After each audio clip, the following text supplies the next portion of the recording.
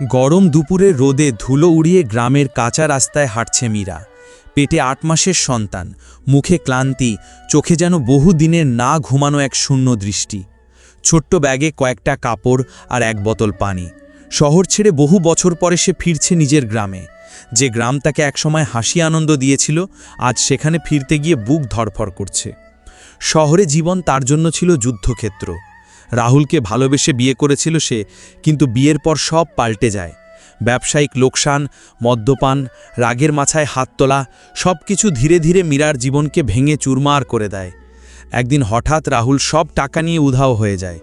তখনই মীরার পেটে সন্তান।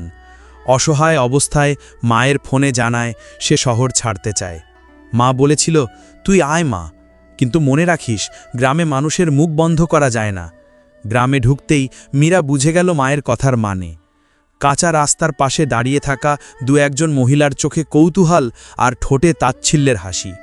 কেউ ফিসফিস করে বলল, ওই তো শহরের মেয়ে, স্বামী নাকি ছেড়ে গেছে। আরেকজন বলল, একা মেয়ে, পেটে সন্তান, বুঝতেই তো পারছিস কেমন কাণ্ড। মীরা মাথা নিচু করে মায়ের ভাঙা কুঁড়েঘরে ঢুকে পড়ল। মা বিছানায় শুয়ে কাশি দিয়ে শ্বাস নিচ্ছিলেন। মেয়েকে দেখে হাত বাড়ালেন। তুই এসে গেছিস, আল্লাহ তোকে রক্ষা করুক।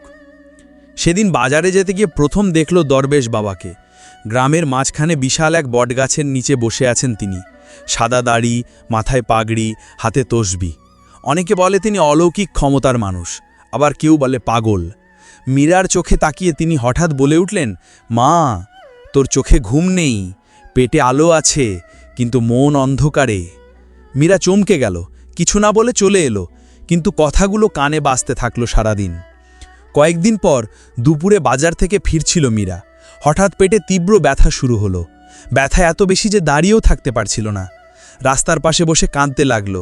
আশেপাশের মানুষ শুধু তাকিয়ে দেখল, কেউ কাছে এলো না। তখনই ধীরে ধীরে এগিয়ে এলেন দরবেশ বাবা। শান্ত গলায় বললেন, মা ওঠ, ভয় পাস না। তিনি মীরাকে ধরে বটগাছের নিচে নিয়ে গেলেন, নিজের চাদর বিছিয়ে শুইয়ে দিলেন। কোমরের কাছে হাত রেখে আস্তে আস্তে দোয়া পড়তে লাগলেন, কপালে হাত বুলিয়ে শান্ত করছিলেন। কিন্তু দূরে দাঁড়িয়ে কয়েকজন যুবক ভিডিও করতে লাগলো। কেউ বলল, ওই বুড়োটা মেয়েটার সাথে কি করছে? আরেকজন চিৎকার করল, এটা পুলিশে দিতে হবে। কেউ হাসল, কেউ অশ্লীল কথা ছুড়ল। দরবেশ বাবা কিছুই বললেন না, শুধু দোয়া পড়ে যাচ্ছিলেন। সেই রাতেই ভিডিও ফেসবুকে ছড়িয়ে পড়ল। ক্যাপশনে লেখা, দরবেশের কুকীর্তি। গ্রামে ঝড় বয়ে গেল। পরদিন সকালে পুলিশ এসে দরবেশ বাবাকে গ্রেপ্তার করল। মীরা ছুটে গিয়ে প্রতিবাদ করল, আপনারা ভুল করছেন, উনি আমার জীবন বাঁচিয়েছেন। কিন্তু পুলিশ শানেনি। দরবেশ বাবা শুধু হাসি মুখে বললেন, মা, সত্য লুকায় না, সময় হলে সব প্রমাণ হবে। 3 দিন পর মেডিকেল রিপোর্ট এলো। সেখানে স্পষ্ট লেখা, মীরার শরীরে কোনো খারাপ স্পর্শ বা আঘাতের চিহ্ন নেই। ডাক্তার জানালেন, দরবেশ বাবা আসলে গর্ভের সন্তান ঠিক আছে কিনা বোঝার জন্য তেল মালিশ করেছিলেন আর প্রার্থনা করছিলেন। গ্রাম লজ্জায় মাথা নিচু করল। কিন্তু তখনই খবর এলো, জেলে অসুস্থ হয়ে দরবেশ বাবা মারা গেছেন। শুনে মীরার বুক ভেঙে গেল। সে জানত, যাকে সবাই ভুল বুঝেছিল, তিনিই তার প্রকৃত রক্ষাকর্তা ছিলেন।